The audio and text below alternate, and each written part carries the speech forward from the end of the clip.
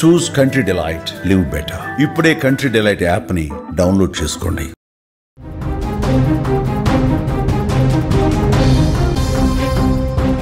ప్రేమోన్మాది రెచ్చిపోయాడు. ప్రేమికురాలి గొంతు కోసి దారుణంగా హత్య చేశాడు. అనంతరం తాను కూడా ఆత్మహత్యాయత్నం చేశాడు. పెళ్లికి నిరాకరించడంతోనే ఈ ఘాతుకానికి పాల్పడినట్టుగా తెలుస్తోంది. సంగారెడ్డి జిల్లా రామచంద్రపురం పిఎస్ పరిధిలో ఈ ఘటన జరిగింది.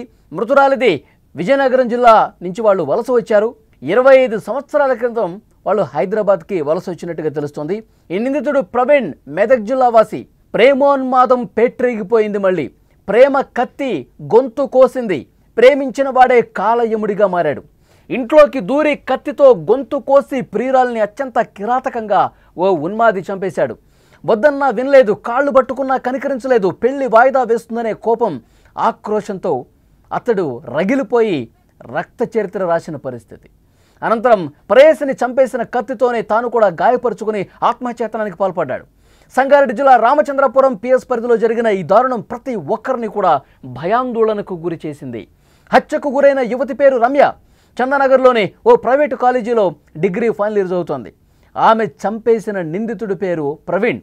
మెదక్ జిల్లా వాసి, బీటెక్ కంప్లీట్ చేశాడు. ఓ ప్రైవేట్ కంపెనీలో పనిచేస్తున్నాడు. వీళ్ళకి 3 ఏళ్ల కిందటే పరిచయం ఏర్పడింది. ఆ పరిచయం కాస్త ప్రేమగా మారింది.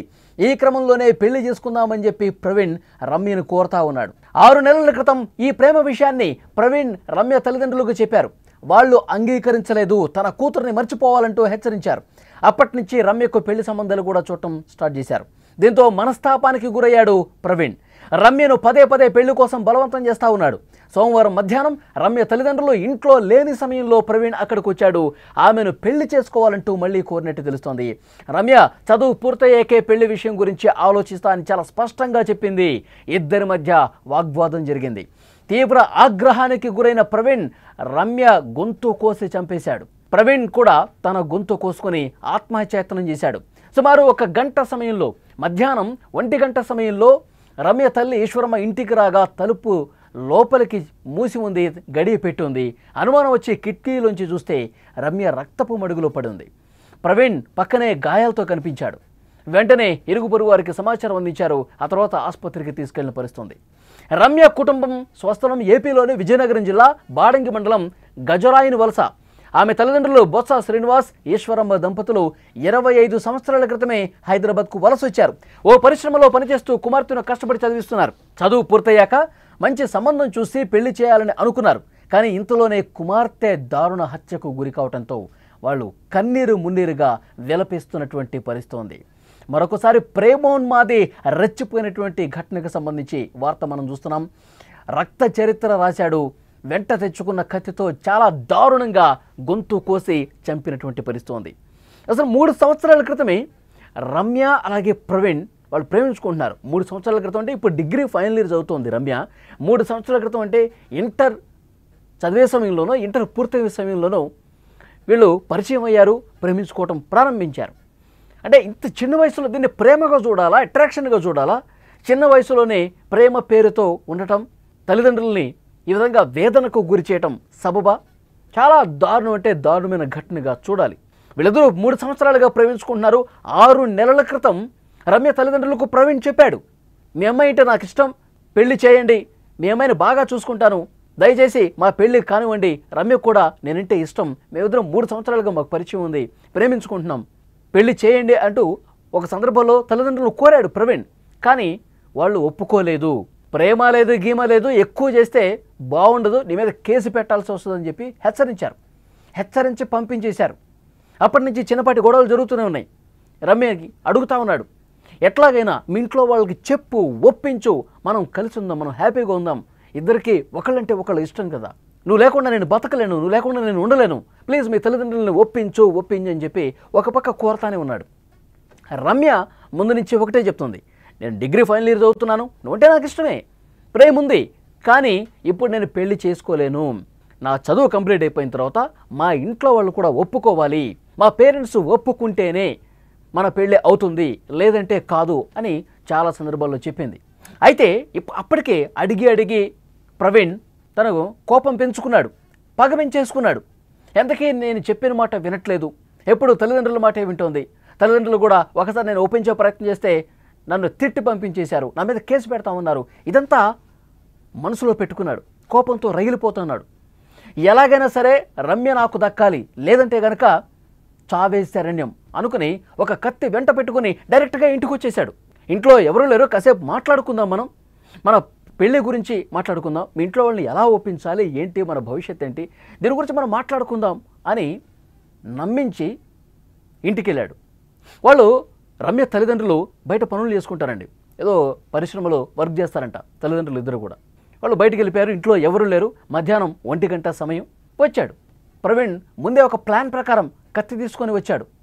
తను ఒప్పుకుంటుందా లేదా, తల్లిదండ్రులు ఒప్పిస్తానంటుందా లేదా చూద్దాం, మళ్ళొకసారి మాట్లాడదాం అని వచ్చాడు.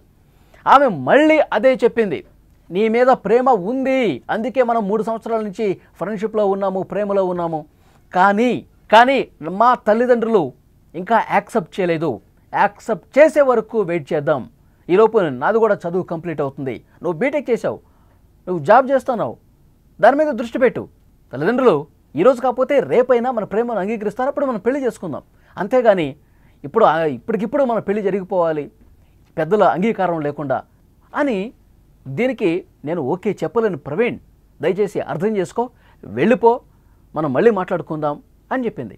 తను ఇక ప్రవీణ్ ఆల్రెడీ ఒక ప్లాన్ ప్రకారం వచ్చాడు, కత్తి వెంట పెట్టుకుని వచ్చాడు.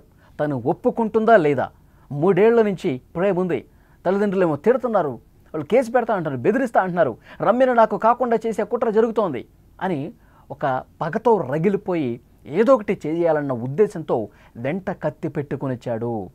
రమ్యకు చూపించకుండా పాకెట్లో పెట్టుకుని ఇంట్లోకి వచ్చి మంచిగా నటిస్తూ పెళ్లి గురించి మాట్లాడుతూ ఉన్నాడు.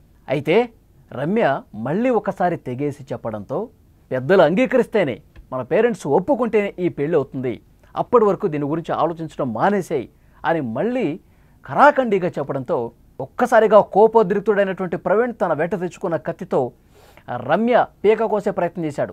షాక్ అయిపోయింది రమ్య. ఏంటిది, ఏం చేస్తున్నావు, నీకు పిచ్చి పట్టిందా అని ఒక పెనుగులాట జరిగింది. ఎందుకంటే ఆ ఇంట్లో ఆ సమయంలో ఇంట్లో ఉన్నటువంటి సామాన్లు కూడా చిందరవందరగా పడ్డాయి. అంటే రమ్య ప్రతిఘటించింది, రమ్య వద్దని వారించింది, వాళ్ళ మధ్య ఒక పెనుగులాట జరిగింది. అయినా సరే మన పెళ్ళి అయితే మనం కలిసి ఉంటాం, లేకపోతే కలిసే చద్దాం అని చెప్పి తీసుకొచ్చినటువంటి కత్తితో గొంతు కోసేశాడు. తీవ్ర రక్తస్రావమైంది. రమ్య ఆన్ ది స్పాట్ పడిపోయింది ఇంట్లో. ఆ తర్వాత తన గొంతు కూడా కోసుకున్నాడు ప్రవీణ్. రక్తపు మడుగులో ఇద్దరు పడున్నారు. గంట గడిచిపోయింది. సరిగ్గా మధ్యాహ్నం 1 గంట సమయం దాటిన తర్వాత వారి తల్లి వచ్చింది ఇంటికి. ఏంటి గడియ పెట్టిందని చెప్పి చూసింది. ఎంతకీ డోర్ ఓపెన్ కావట్లేదు, లోపల నుంచి గడియ పెట్టింది. లోపల ఎవరున్నారని చెప్పి కిటికీలోంచి చూస్తే ఇద్దరు రక్తపు మడుగులో పడి ఉన్నారు. ఒక్కసారిగా షాక్ అయిపోయింది రమ్య తల్లి. వెంటనే ఇరుగు పొరుగు వారికి సమాచారం ఇచ్చారు. ఒక్కసారిగా కుప్పకూలిపోయింది. వాళ్ళకి సమాచారం ఇచ్చి వెంటనే తలుపు తీయండి, లోపల రక్తపు మడుగులో ఇద్దరు పడి ఉన్నారు, వాళ్ళు ఆసుపత్రికి తీసుకెళ్లారని చెప్పి ఇంటి చుట్టుపక్కల వాళ్ళందరినీ అడిగింది. ఒక్కసారిగా ఇంటి దగ్గరికి వచ్చి ఎంతకు ఈ గడియ రాకపోవటంతో తలుపుని బద్దలు కట్టి లోపలికి వెళ్ళి చూశారు. రక్తపు మడుగులో ఇద్దరు పడి ఉన్నారు. వెంటనే అంబులెన్స్కి ఫోన్ చేశారు. అప్పటికే రమ్య చనిపోయింది. కొన ఊపిరితో ప్రవీణ్ ఉన్నాడు. వెంటనే 108లో ఆసుపత్రికి తీసుకెళ్లారు. ప్రవీణ్ ఆసుపత్రిలో చికిత్స పొందుతున్నాడు. అంటే కావాలనే రమ్యను చంపేసి తను చిన్నగా గొంతు మీద కోసుకున్నాడా? తను బతకటం కోసం, ఒక డ్రామా ప్లే చేయడం కోసం రమ్యను చంపేసి తన ప్రాణాలు దక్కించుకోవడం కోసం లైట్గా గొంతు మీద కోసుకున్నటువంటి పరిస్థితి ఉందా? ప్రస్తుతం పోలీసులు ఇన్వెస్టిగేట్ చేస్తూ ఉన్నారు. ప్రేమ ఎంత దారుణానికి దారితీస్తుందో చూడండి. పెళ్లికి అంగీకరించకపోతే ఇక చావేనా? పెళ్లికి అంగీకరించకపోతే, పెద్దలు ఒప్పుకోకపోతే చంపేస్తారా? ఇంత దారుణంగా ఉన్మాదిలుగా బిహేవ్ చేస్తారా? ఉన్మాదిగా ప్రేమ పేరుతో బిహేవ్ చేసి చంపే హక్కు ఎవరికి ఉంది? ప్రవీణ్ చాలా దారుణమైనటువంటి పని చేశాడు. పెద్దల్ని ఒప్పించాలి. పెద్దల్ని ఒప్పించలేకపోతే ఇక మన పని మనం చేసుకోవాలి. అంతేగాని చంపే హక్కు ఎవరిచ్చారు? చాలా దారుణంగా ఒక ఉన్మాదిగా ఎంత దారుణంగా వెంట కత్తి తీసుకొచ్చి రమ్యని పీక కోసి చంపాడంటే ఎంత క్రూరమైనటువంటి మనస్తత్వం ప్రవీణ్కు ఉందనేది అర్థమవుతోంది. పోలీసులు కేసు దర్యాప్తు చేసుకున్నారు, పూర్తిగా ఇన్వెస్టిగేట్ చేస్తూ ఉన్నారు. ఆ కాలేజీలో రమ్య తోటి స్నేహితులు ఎవరైతే ఉన్నారో వాళ్ళను కూడా అడిగి కొంత సమాచారం తీసుకుంటున్నారు. రమ్య తల్లిదండ్రులను అడిగి సమాచారం సేకరిస్తూ ఉన్నారు. గతంలోనే 6 నెలల క్రితం వచ్చాడు, పెళ్లి చేయమని అన్నాడు. నీకు ఇవ్వటం మా అమ్మాయిని ఇష్టం లేదు, దయచేసి ప్రేమ పేరుతో వెంట పడకు, వేధించకు, తనని డిస్టర్బ్ చేయకు. తను డిగ్రీ చదువుతుంది, ఆ డిగ్రీ కంప్లీట్ అయిపోయిన తర్వాత మంచి ఉద్యోగం ఆమె ఆశ, ఆ ఉద్యోగంలో జాయిన్ అయిన తర్వాత అప్పుడు ఆలోచిద్దామని చెప్పి తిప్పి పంపించేశారు. అప్పటి వరకు ఇలాంటి పిచ్చి వేషాలు ఏమీ వేయకు, దూరంగా ఉండు మా అమ్మాయికి అని చెప్పి పంపించారు. మళ్ళీ మళ్ళీ డిస్టర్బ్ చేస్తే కేసు పెడతామని చెప్పేసి అన్నారు. తల్లిదండ్రుల మీద చాలా కోపం పెరిగిపోయింది. రమ్యతో మాట్లాడుతూ ఉన్నాడు రోజు, ఒప్పించు. ప్రవీణ్ ఇంత క్రిమినల్ బ్రెయిన్తో ఇంత సైకోగా బిహేవ్ చేస్తాడని చెప్పి ఎవరూ ఊహించలేదు.